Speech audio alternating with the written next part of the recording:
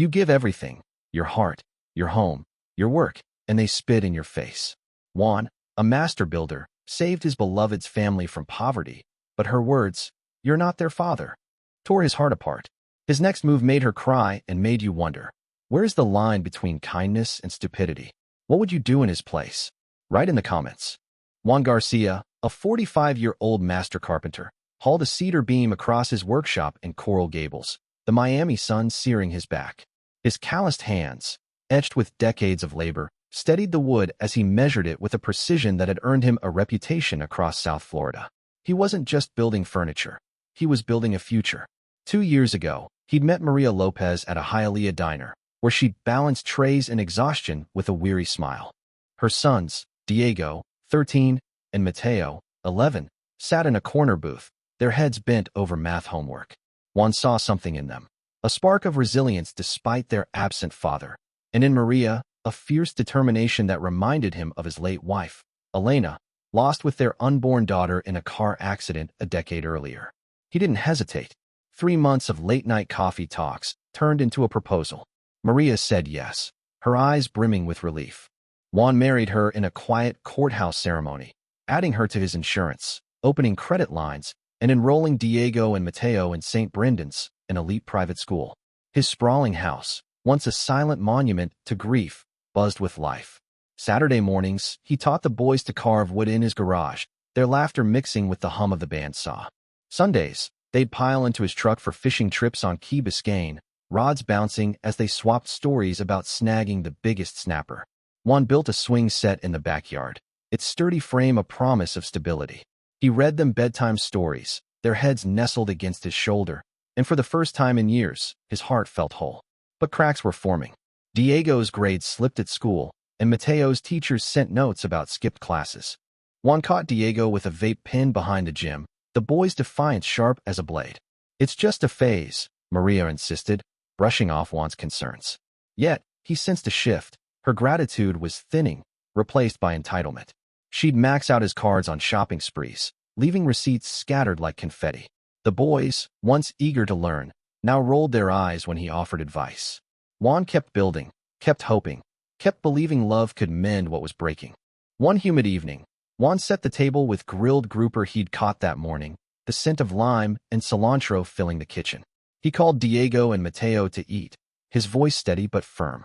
They shuffled in, Diego slouching, Mateo clutching his phone. "We need to talk about school," Juan began, sliding a report from St. Brendan's across the table. "Diego, you're fighting again. Mateo, you skipped math twice this week. This can't go on." Diego scoffed, tossing his hair back. "You're not my dad. Why do you care?" Mateo smirked, emboldened. "Yeah, chill, Juan. It's not your business." Maria stormed in from the living room, her heels clicking on the tile. "Don't you dare lecture my boys," she snapped, her voice slicing through the air. "You think paying for their school makes you their father? If you want kids so bad, go have your own." The words hit Juan like a sledgehammer, cracking something deep inside. He remembered Elena's gentle touch, the nursery he'd built for a child who never came. For 2 years, he'd poured his soul into Maria's family, only to be reminded he was an outsider. The boys grinned, feeding off their mother's rage. Juan's hands tightened on the table's edge, but he said nothing. His silence wasn't surrender, it was calculation. A carpenter knows a weak foundation doesn't collapse in one blow. You dismantle it, piece by piece, until it falls. Juan Garcia woke before dawn, the Miami sky still bruised with night. He poured black coffee, its steam curling in the quiet kitchen, and sat at his workbench, staring at the half-finished rocking chair for Maria's birthday. Last night's argument replayed in his mind, her venomous words, "Go have your own kids," and the boys' mocking laughter. The sting wasn't just betrayal. It was the realization that his sacrifices, paying off Maria's debts, funding Diego and Mateo's school, building a life for them, meant nothing to her. Juan's jaw tightened as he gripped his mug. A carpenter doesn't patch a rotting beam. He rips it out. By 7 a.m., he was in his truck, driving to his office at Garcia Construction in Dade County. His crew nodded as he passed, used to his early arrivals, but today he didn't stop to chat. He shut his office door and dialed his lawyer, Sofia Reyes. "Reroute all my account distributions," he said, voice low and steady. "Lock everything into the trust one set up before Maria. No access for her." Sofia paused, her pen scratching faintly over the line. You sure, Juan? This cuts her off completely. He didn't hesitate. Do it today. Send confirmations to my private email. Next, he called his banker, Miguel Torres. Freeze Maria's cards, credit, debit, all of them. Keep it quiet. Miguel's voice wavered. She won't get alerts? Juan's answer was cold. Not until she tries to spend. At noon, Juan drove to St. Brendan's Academy, the school he'd chosen for Diego and Mateo. Principal Alvarez met him in a cluttered office, her desk piled with disciplinary files. I need every report on the boys, Juan said, sliding a letter across her desk. Fights, skipped classes, everything. Email them to me directly. Alvarez frowned. You're their sponsor, Mr. Garcia, but this is unusual. Juan leaned forward, his gaze unyielding. I'm reevaluating my investment. Do it. She nodded, sensing the shift in his tone. Juan wasn't just a donor. He was a man drawing a line. That afternoon, Maria strutted into Aventura Mall, her purse swinging as she browsed designer racks for Diego's new sneakers and Mateo's gaming gear. At the checkout, she swiped her platinum card with a casual flick. Declined, the cashier said, eyebrows raised. Maria's smile faltered. Run it again. Same result. She tried her backup card, declined. Her pulse quickened as heads turned, whispers rippling through the line. Digging through her purse, she found $12 in cash, far short of the $250 total. Cheeks burning, she abandoned the items and marched to her car, dialing Juan. Voicemail. She called the bank, and a robotic voice confirmed her worst fear. Account closed by primary holder. Her hands shook as she gripped the steering wheel, nails digging into the leather. Back home, Juan grilled mahi-mahi for dinner, his movements methodical, as if laying bricks. Maria burst through the door, her voice sharp with panic. The cards don't work, Juan. What did you do? He set a plate down, his eyes meeting hers without a flicker of warmth. Choices have consequences, Maria. She froze, her breath catching. What's that supposed to mean? He turned back to the stove, silent, letting her question hang. Diego and Mateo slunk in, sensing the tension, their usual bravado muted. The phone rang, St. Brendan's. Maria answered, her face paling as Principal Alvarez detailed another fight. Diego had shoved a classmate, and Mateo was caught vaping again. We need you in tomorrow, Alvarez said. Expulsion is on the table. Maria hung up, her voice trembling. You knew about this, didn't you? Juan plated the fish, his calm unshaken. I told you their behavior was a problem. You didn't listen. She stepped closer, desperation creeping into her tone. Fix this, Juan. You always fix things. He looked at her then, his expression hard as oak. Not this time. He walked out, leaving her staring at the cooling dinner, the weight of his words sinking in. Juan wasn't rebuilding. He was dismantling, and Maria was only beginning to see the cost of her betrayal. Juan Garcia sat at his desk in Garcia Construction, the hum of Miami's morning traffic filtering through the window. His laptop screen glowed with emails from St. Brendan's Academy, disciplinary reports detailing Diego's latest fistfight and Mateo's defiance in class. Juan forwarded them to his lawyer, Sofia Reyes, with a note. Prepare for withdrawal of sponsorship. He leaned back, his fingers drumming a slow rhythm on the oak desk he'd crafted himself. Maria's betrayal had lit a fuse, and Juan was no longer the man who fixed her messes. He was the architect of her reckoning. At home, Maria paced the kitchen, her phone clutched tightly as she redialed the bank. The same automated message mocked her. Account access restricted. She'd tried 3 stores that morning. Each card rejected, each cashier's stare sharper than the last. Her savings account held $37, barely enough for a week's groceries. Diego slumped at the table, scrolling on his phone, while Mateo kicked at a chair leg, his usual smirk gone. Why can't we just buy stuff? Mateo whined. Maria snapped. Because Juan's playing games. But doubt not at her. This wasn't a game, it was a plan. Juan arrived at St. Brendan's by noon, his truck parked under the shade of a palm tree. Principal Alvarez greeted him warily, her office stacked with files. The boy's behavior is escalating, she said, sliding a report across her desk. Diego broke a kid's glasses yesterday. Mateo's been caught with e-cigarettes again. Juan nodded, his face unreadable. I want daily updates sent to my office. And prepare transfer papers for their potential exit. Alvarez's eyes widened. You'd pull their funding? Juan's voice was steady. I'm considering all options. He left without another word, knowing the school's next call to Maria would tighten the screws. That afternoon, Maria's phone buzzed with a voicemail from Alvarez. Mrs. Lopez, We need you in tomorrow to discuss Diego and Mateo's conduct. Continued issues could lead to expulsion. Maria's hands trembled as she replayed the message. She stormed to Juan's workshop, where he was sanding a cedar plank, sawdust swirling in the air. The school's threatening to kick them out, she shouted, her voice cracking. You're doing this, aren't you? Cutting me off, sabotaging my boys. Juan set the sander down, his gaze cold and deliberate. I'm not sabotaging anyone. You built this mess. I'm just letting it fall. Maria's eyes burned with panic. You can't just abandon us. We're your family. One step closer, his voice low, cutting. Family doesn't spit on the man who lifts them up. You call me a placeholder, Maria. Now you're on your own. He turned back to his work, the sander's whine drowning out her protests. Maria stumbled out, her chest tight. Realizing Juan's calm wasn't weakness, it was control. By evening, Juan met with Sophia at a quiet cafe in Coconut Grove. She slid a manila folder across the table. Divorce papers are drafted, she said.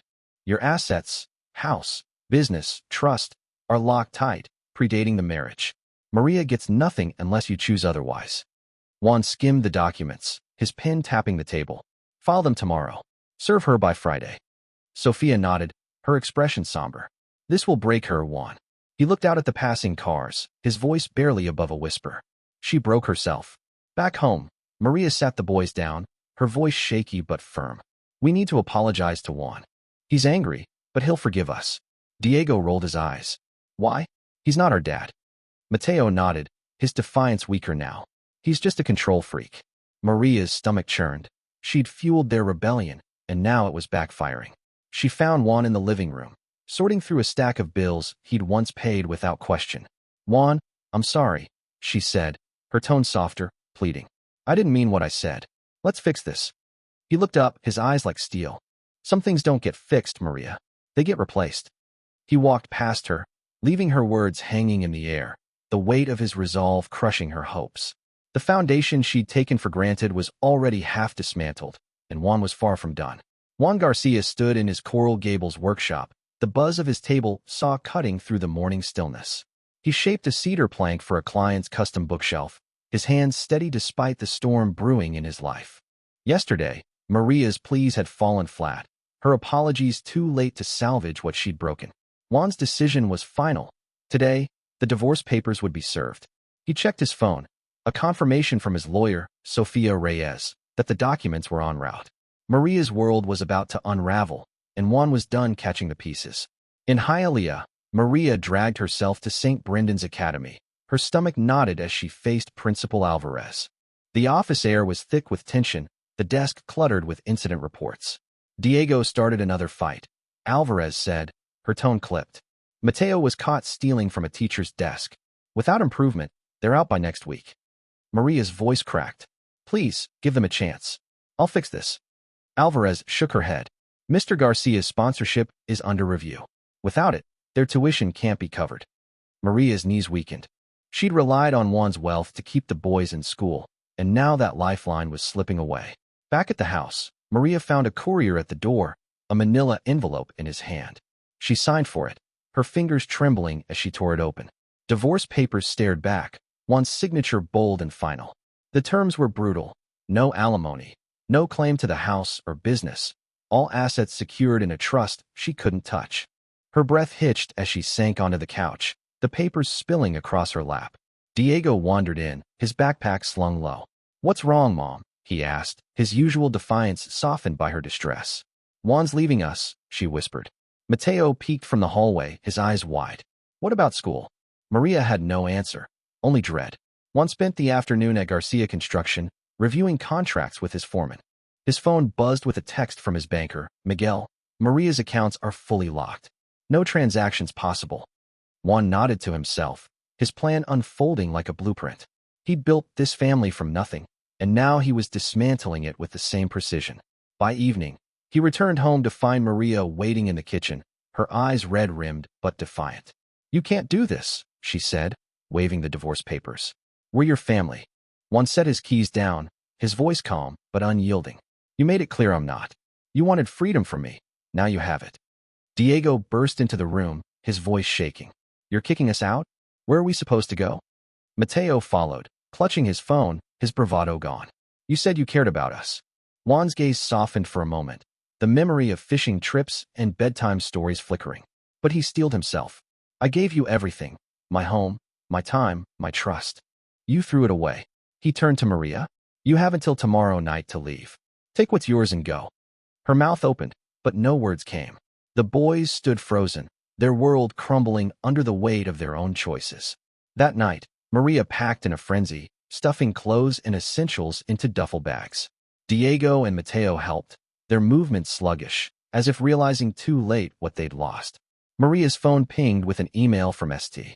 Brendan's, a formal warning of expulsion unless tuition was paid by Friday. She slammed the phone down, her hands shaking. Juan's absence loomed over the house, his silence louder than any argument. Maria drove to a cheap motel in Hialeah, the boys quiet in the back seat. As they checked in, the clerk handed her a key to a cramped room, the reality of her new life sinking in. She'd mocked Juan's generosity, and now she had nothing. No money, no home, no safety net.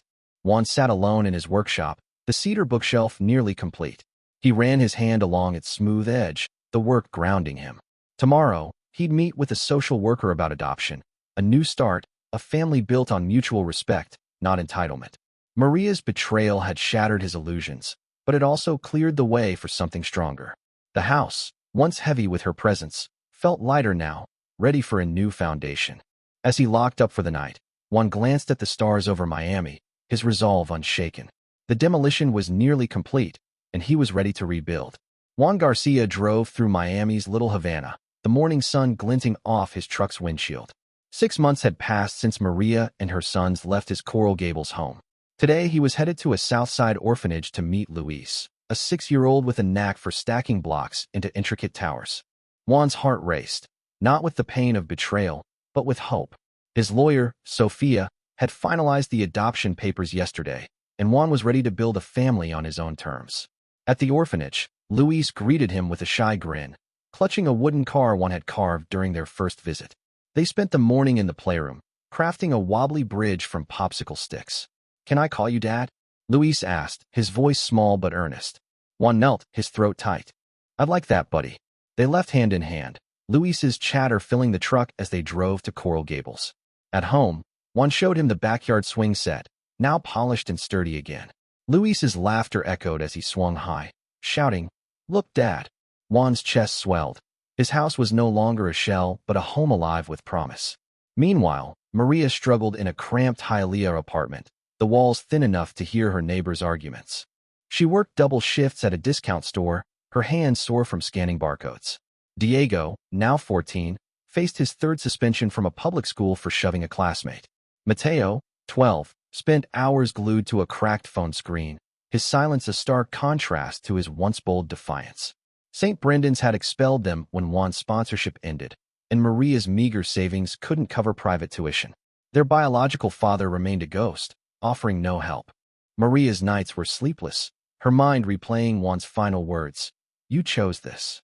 One evening, Maria drove past Juan's house, unable to resist the pull of what she'd lost. Through the window, she saw Luis chasing Juan in the backyard, their laughter spilling into the dusk.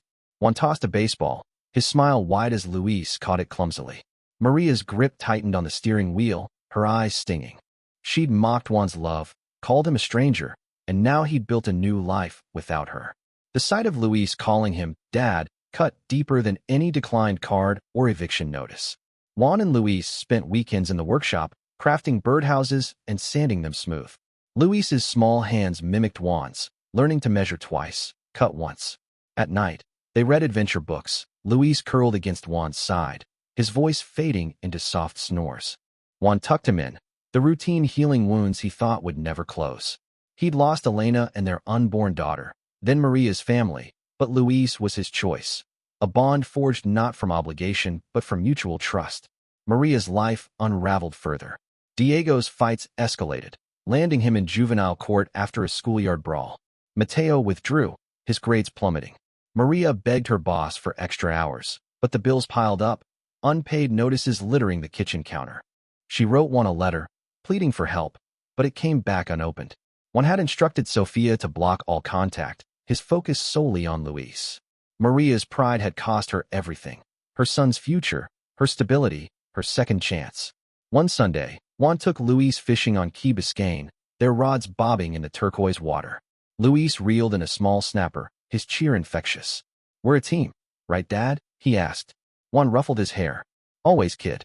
As they packed up, Juan glanced at the horizon, the weight of Maria's betrayal a distant memory. He'd torn down the rotten structure she'd built, and in its place, he'd laid a foundation that would hold. Luis's hand in his was proof. Love chosen freely was stronger than any forced loyalty. Maria, back in Hialeah, sat alone in her dim apartment, the boys asleep in the next room. She stared at a photo of Juan from their wedding day, her thumb tracing his face. She'd thought she could take without giving, but Juan had shown her the cost of ingratitude. Her sons faced a future she couldn't secure, while Juan's home rang with joy she'd never know again. The lesson was complete. Actions had consequences, and hers had left her with nothing but regret.